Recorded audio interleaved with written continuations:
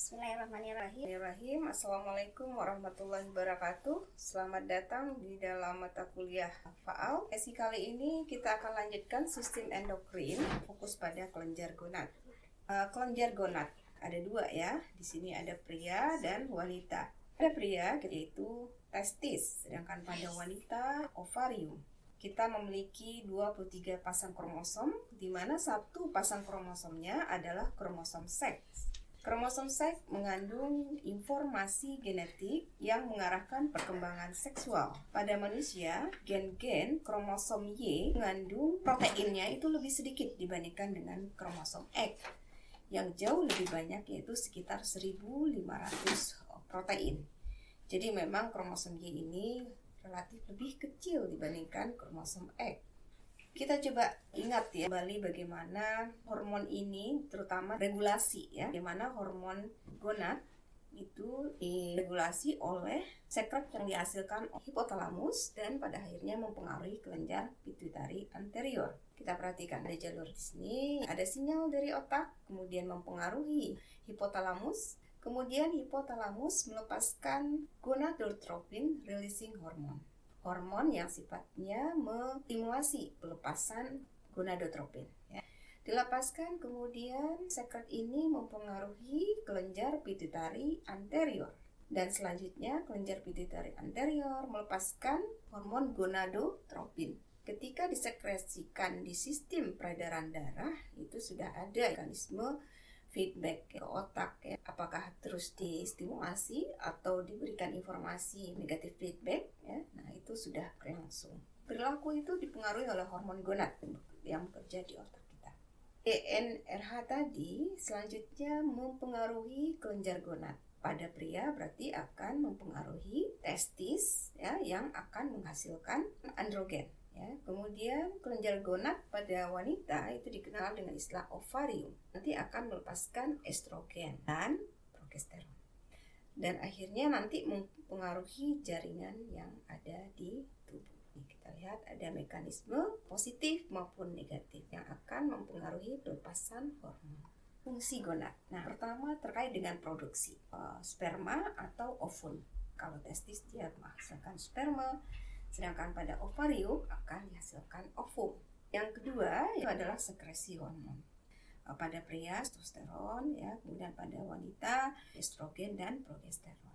Kalau kita lihat dari perkembangan janin embriologi, pada mulanya sepanjang 6 minggu pertama kehamilan, atau kita kenal dengan istilah kehamilan pada level fetus, struktur gonad itu disebut sebagai gonad undiferensiasi, primordial gonad.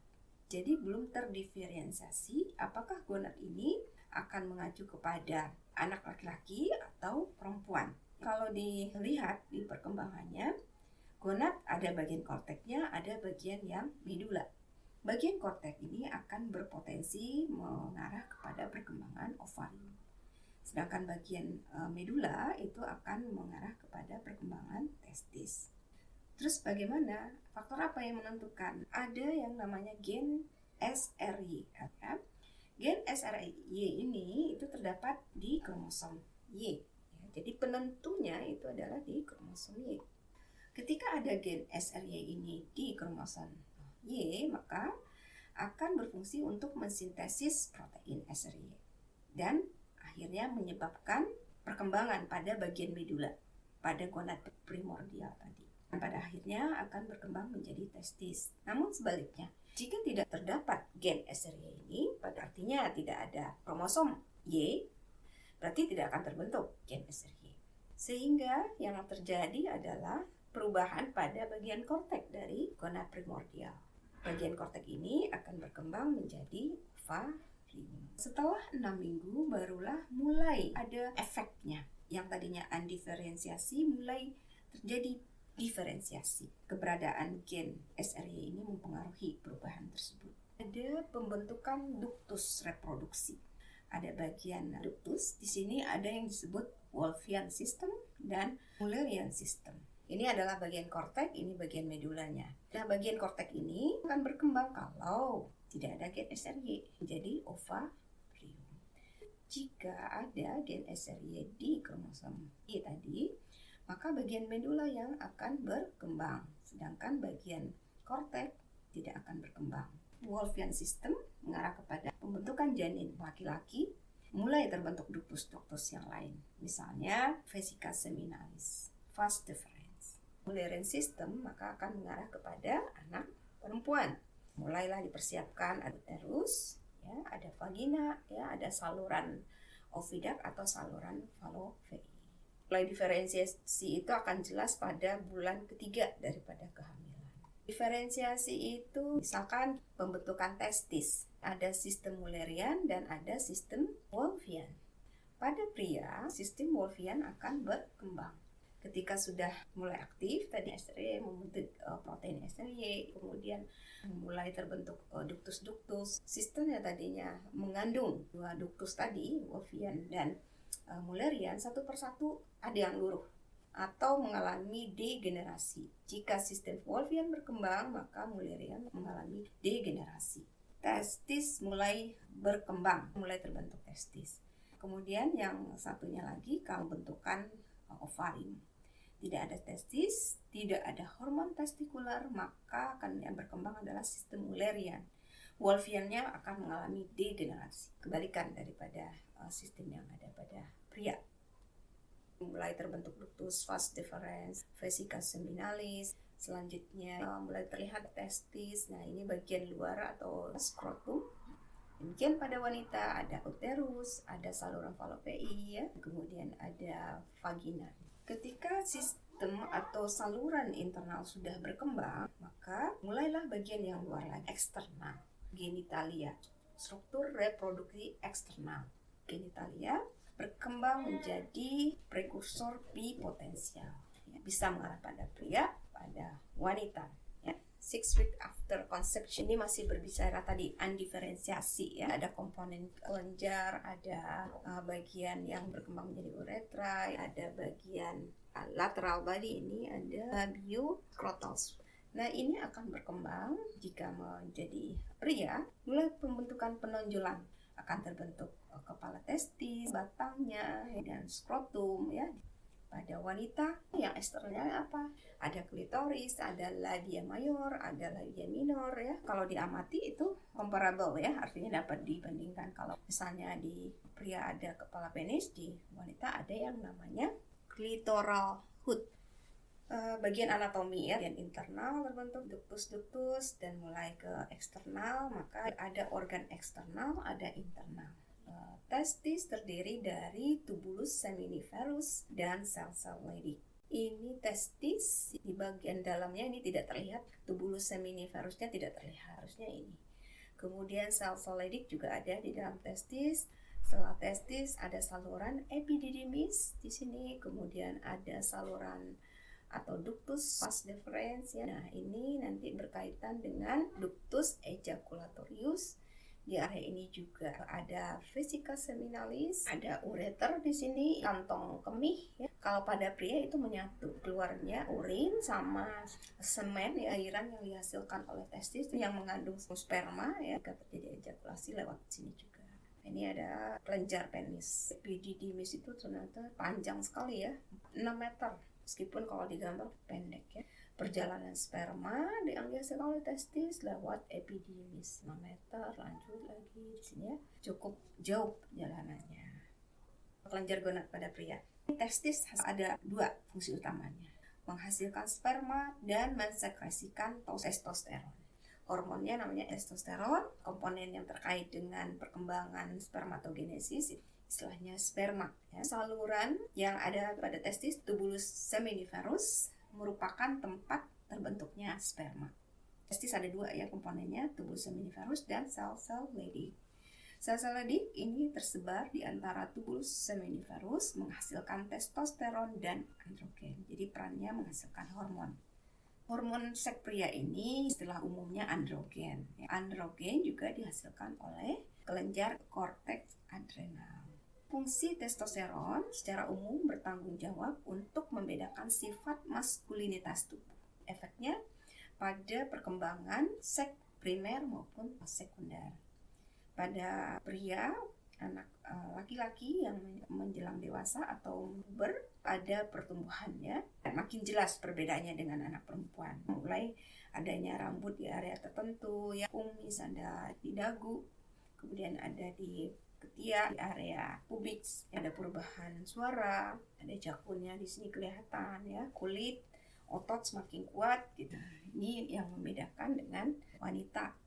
Bagaimana kontrolnya? Dikaitkan dengan peran dari FSH dan LH. Ya. Jadi testis ini, pelepasan hormon testosteron itu dipengaruhi oleh FSH dan LH. Apa itu FSH? Follicle Stimulating Hormone. Pada wanita FSH lebih mudah dikenal karena memang istilahnya follicle, tapi pada pria itu, karena ini dihasilkan di tubul seminiferus, terutama sel Sertoli, ya. Jadi memang agak berbeda istilah, walaupun fungsinya sama, ya, untuk pembentukan sperma. Jadi kalau pada wanita proses pembentukan oosit, ya, atau ovum. Kemudian ada LH di sini. Nah, LH itu fungsinya mengatur sekresi testosteron. Tadi FSH ke sperma, kalau ini hormonnya, hormon testosteron. Di mana dihasilkan hormon testosteron? Yaitu di sel Leydig. Ya. Nah, istilah ini pada pria itu ICSH, Interstitial Cell Stimulating Hormone. FSH dan LH ini dihasilkan oleh kelenjar pituitari anterior yang sekresinya dipengaruhi oleh GnRH, Gonadotropin Releasing Hormone, yang dihasilkan oleh hipotalamus. Ada mekanisme inhibiting, ya, menghambat, ada juga mekanisme yang sifatnya releasing. Anatomi organ genitalia wanita ya sama, ya, bagian eksternal ada, bagian internal juga ada. Nah, pada wanita ada mons pubis, labia mayor, ada labia minor, ada klitoris, ya, bagian eksternal. Saluran reproduksi dari bagian luar ada saluran vagina, ada uterus, ada saluran oviduct. Merujuk ke organ primer yaitu ovarium. Jadi 4 saluran dan organ utama pada wanita, ya. Ovariumnya sendiri, kemudian ada salurannya yang melepaskan ovum, kemudian ada uterus yang berperan nanti jika terjadi pembuahan, dan ada saluran vagina. Vagina ini pada saat proses melahirkan, jelas saat terjadi proses intercourse, penis akan masuk ke vagina. Kemudian kelenjar tambahan vestibular bulb dan kelenjar Bartholin. Kita bisa amati dari samping, ini uterus, ya. Kemudian di samping kita punya saluran kiri kanan, ya, saluran tuba fallopiae atau dikenal juga istilah dengan oviduct, ya, ovariumnya sendiri, ada fibrae. Kemudian, ya, setelah nanti dia lepaskan ovum di saluran oviduct, maka akan menuju uterus. Jika tidak terjadi pembuahan, maka dinding uterus ini akan luruh pada saat proses menstruasi. Ini dia akan keluar melalui vagina, ya. Nah, ini fungsi ovarium. Pertama, menghasilkan ovum, kedua, mengeluarkan hormon seks, estrogen dan progesteron. Estrogen berfungsi terkait dengan pematangan dan pemeliharaan seluruh sistem reproduksi. Selanjutnya, pembentukan karakteristik seks sekunder dan perkembangan payudara. Kalau pertumbuhan rambut-rambut di area tertentu samalah, ya. Ada faktor hormon androgen juga. Nah, pada wanita juga dihasilkan hormon testosteron, tapi jauh dalam jumlah yang lebih sedikit. Kemudian progesteron mempersiapkan lingkungan yang sesuai untuk merawat janin. Ya, jadi ini perannya ketika terjadi proses pembuahan, maka proses konsepsi yang berkembang menjadi janin dijaga di uterus. Kemudian fungsinya berperan dalam kemampuan payudara menghasilkan air susu. Ini kelenjar mamai bekerja sama dengan prolaktin yang dihasilkan oleh kelenjar tari anterior. Pada wanita memang relatif lebih kompleks. Ada siklus ovarium yang menghasilkan ovum, ada ovarium kiri kanan, ya, pada wanita. Kemudian juga ada siklus menstruasi. Siklus ovarium, ada yang namanya fase folik, ada pertumbuhan perkembangan dari folikel yang ada di ovarium. Beberapa folikel ini berkembang terus, tapi hanya satu yang akan berkembang dengan baik dan akan dilepaskan melalui proses ovulasi. Yang lain mengalami disintegrasi. Fase ini berakhir ketika terjadi ovulasi, ketika folikel dan dinding ovarium di dekatnya pecah, melepaskan oosit. Nah, itu proses. Kemudian sel folikel atau zona pellucida dan sel-sel TK berfungsi menghasilkan estrogen. Disinilah area atau komponen yang menghasilkan estrogen. Kemudian pada fase berikutnya yaitu fase luteal, setelah proses ovulasi, folikel yang tetap ada di ovarium itu berkembang menjadi korpus kayak cangkang gitu ya. Kan udah dilepaskan ya, umumnya keluar itu ya, lepaskan melalui saluran ovidak. Nah, cangkang tadi yang tersisa itu membentuk mengarah kepada korpus luteum. Ada fungsi lain nih korpus luteum, yaitu menghasilkan hormon progesteron dan estrogen dalam jumlah lebih sedikit. Jadi lebih banyak fungsi menghasilkan progesteron yang nanti kaitannya dengan persiapan kehamilan, ya, penebalan dinding uterus. Ada istilah siklus menstruasi. Kita fokus pada uterus, dinding rahim. Di sini ada 3 fase. Fase aliran menstruasi, fase proliferasi, dan fase sekresi. Fase menstruasi ini terjadi peluruhan dinding rahim yang tadi sudah dipersiapkan jika terjadi pembuahan, akhirnya luruh jika tidak ada pembuahan. Jadilah pendarahan yang kita kenal dengan masa menstruasi atau haid. Nah, ini bisa berbeda-beda untuk setiap wanita, bisa berlangsung sekitar 5-9 hari. Yang kedua yaitu fase proliferasi. Sisa endometrium yang tipis lainnya mulai mengalami regenerasi dan menebal selama seminggu atau 2 minggu. Jadi tadi udah luruh, tapi balik lagi. Maka dinding tadi mulai lagi mempersiapkan. Ini siklus ya, udah lurus ya dipersiapkan lagi. Masa proliferasi cukup lama, yaitu sekitar 2 minggu. Kemudian ada fase sekresi, yaitu endometrium terus menebal, mengandung lebih banyak pembuluh darah. Ini tentunya ketika ada persiapan. Kalau pembuahan itu memang ada ya, meskipun hasil konsepsi tadi, meskipun sudah menempel di uterus, belum tentu juga kan menjadi janin. Bisa jadi tidak berkembang dengan baik ya.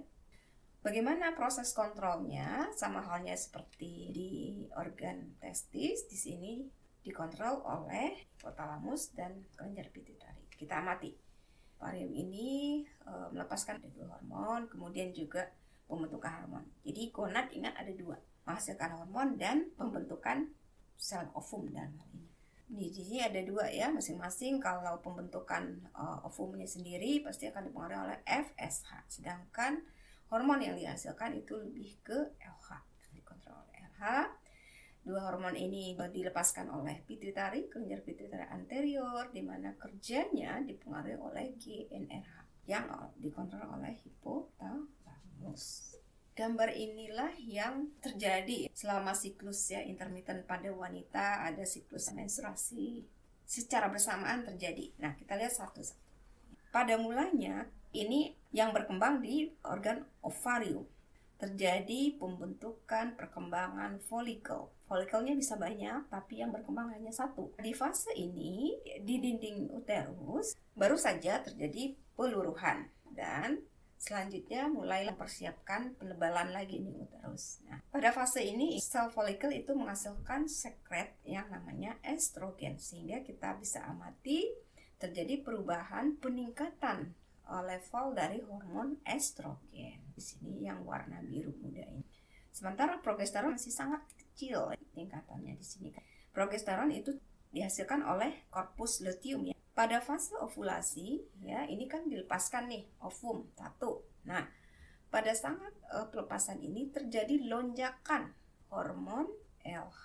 Ini yang warna pink ini ya. Nah, LH ini meningkat karena fungsinya adalah memicu pelepasan ovum. Dia harus tinggi supaya terjadi ovulasi. Tapi kalau LH-nya rendah, maka ovulasi tidak terjadi. Selama fase siklus ini, pada wanita, meskipun dia mengalami siklus haid, tapi kalau tidak terjadi ovulasi, seandainya terjadi intercourse tidak akan terjadi karena ovumnya nggak ada, ovum matangnya tidak dilepaskan. Nah, itu indikasi akan tidak terjadi kehamilan. Berikutnya, ini biasanya terjadi di tengah-tengah siklus. Oleh karena itu, di tengah-tengah siklus ini kita sebut sebagai fase subur. 2 hari sebelum fase puncak ini atau 2 hari setelahnya itu kita kenal dengan istilah fase subur. Ketika terjadi intercourse di sini, maka masuk ke sperma bisa bertemu dengan ovum. Kemungkinan konsepsi bisa terjadi. Apa yang terjadi setelah ovulasi? Nah, Sisa dari cangkang tadi ini akan berkembang menjadi korpus luteum yang menghasilkan progesteron dalam jumlah yang jauh lebih banyak dibandingkan estrogen. Progesteronnya meningkat di sini, ya estrogennya juga dihasilkan, tapi tidak sebanyak progesteron. Dan ini berperan penting bagi penebalan dari dinding rahim. Misalnya sudah sampai di akhir fase siklus ini, tidak terjadi konsepsi, kembali lagi ke awal. Itulah yang terjadi pada wanita. Kalau kita lihat efek hormon gonad baik pria pada wanita, selain ada perkembangan tentang embriologi, diferensiasi baik internal, eksternal, dan selanjutnya mengarah kepada masing-masing jenis kelamin pria dan wanita, ini mempengaruhi otaknya ternyata ya. Jadi akan ada perbedaan terkait jenis kelamin dari fungsi otak. Kemudian yang kedua akan mengarah kepada perbedaan dari perkembangan hormon dan seks sekundernya. Yang ketiga, efek hormon testosteron dan perilaku seksual pada pria. Demikian juga ada efek hormon ovarium, estrogen dan progesteron terhadap perilaku seksual wanita. Nah ini setelah diamati ya, neuroanatomi pria dan wanita itu memang relatif berbeda. Bagian korteks itu ada yang namanya gray matter dan white matter. Gray matter kalau pada wanita itu aktif tapi di banyak area, tidak mengumpul di satu area. Sedangkan pada pria itu ngumpul ya. Demikian juga ada perbedaan di white matter-nya. Pada pria tidak begitu kelihatan, tapi pada wanita ada yang aktif. Nah, efek ini kita bisa amati perbedaan-perbedaannya. Mungkin secara umum pada pria relatif lebih mudah misalnya untuk melakukan aktivitas yang membutuhkan daya bayang ruang. Itu biasanya lebih baik pada pria. Nah, ini dirinci perbedaannya. Misalnya pada pria itu lebih mudah membayangkan, mengimajinasikan komponen 3 dimensi. Wanita kelebihannya pada aspek 2 dimensi biasanya ya, mencocokkan nih. Pada wanita lebih cermat gitu ya, jadi lebih detail. Sama halnya wanita itu lebih ingat ada bagian-bagian kecil, komponen-komponen kecil. Misalkan kunci ini ada di mana, itu wanita lebih baik. Tapi pada pria lebih mudah terkait dengan aktivitas, misalkan menentukan di mana lubangnya, melipat lembaran kertas, mengarahkan anak panah menuju sasarannya. Nah itu pada pria lebih baik. Dikaitkan dengan matematika, mereka biasanya lebih baik dalam hal soal cerita yang membutuhkan reasoning. Kalau wanita juga kemampuannya dalam hal matematika itu biasanya kalkulasi, ya hitung-hitungan baik. Kita lihat secara umum ternyata memang berbeda pria dan wanita dalam menyelesaikan problem yang terkait dengan tugas-tugas tertentu. Kemudian kita bahas mengenai ada beberapa kasus perkembangan seksual. Ada yang namanya androgenic insensitivity syndrome. Dicirikan individu ini secara fisik normal ya, perkembangan genitalianya eksternal normal. Jadi ini penampakannya perempuan. Namun setelah dicek genitalia internalnya itu vaginanya kecil sekitar 4 cm, uterusnya juga tidak berkembang. Jadi secara genitalia internalnya ada masalah ya. Setelah diamati si individu ternyata tidak memiliki reseptor. Ada mutasi pada gen reseptor yang menyebabkan reseptor androgennya secara total tidak berespon. Ya. Individu ini pada saat perkembangan janin, testisnya melepaskan sejumlah androgen ya, atau testosteron.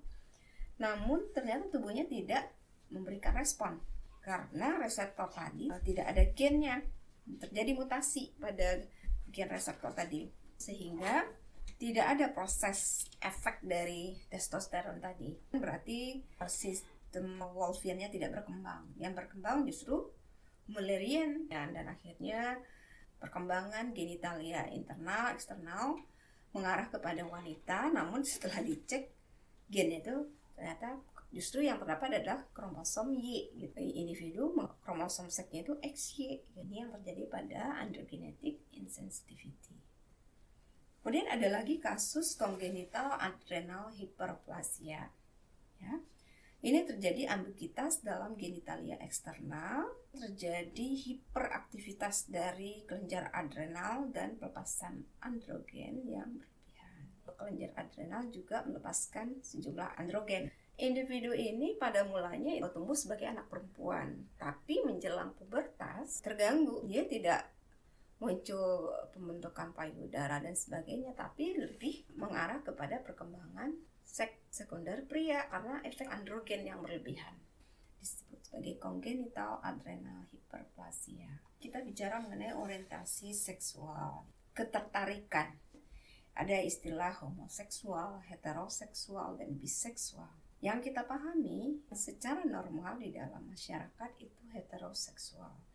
Artinya pria akan tertarik dengan wanita, demikian juga wanita biasanya tertarik pada pria, bukan sejenis. Namun ternyata memang ada homoseksual. Orang-orang homoseksual ini akan tertarik pada individu lain yang sama jenisnya. Laki-laki dia akan tertarik pada laki-laki, sedangkan yang perempuan dia akan tertarik dengan perempuan. Namun ada juga yang biseksual. Mereka ini bisa orientasi seksualnya pada lain jenis juga bisa, sama jenis juga bisa. Kalau kita merujuk kepada konsep indiferensiasi, memang individu itu pada awalnya sifatnya bipotensial, tapi tentu nanti akan berkembang ke salah satu. Perkembangan homoseksual ini sudah mulai banyak ya diteliti, baik memahaminya dari aspek biologis dan juga psikososial.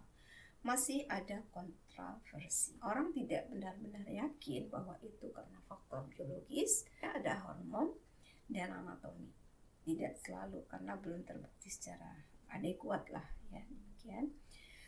Nah, di aspek psikososial mulai juga dikembangkan, ternyata faktor lingkungan itu berpengaruh ya, bagaimana individu mendapat perlakuan di lingkungannya, apakah di keluarga ataupun di masyarakat, itu bisa mengarahkan individu di luar range normal tadi, di luar orientasi heteroseksual, bisa mengacu kepada perkembangan homoseksual ya.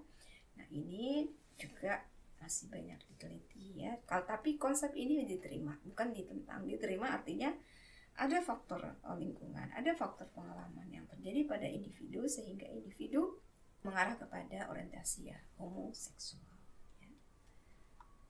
Baik, itu materi yang saya berikan terkait kelenjar gonad. Mudah-mudahan bisa dipahami dengan baik. Terima kasih. Wassalamualaikum warahmatullahi wabarakatuh.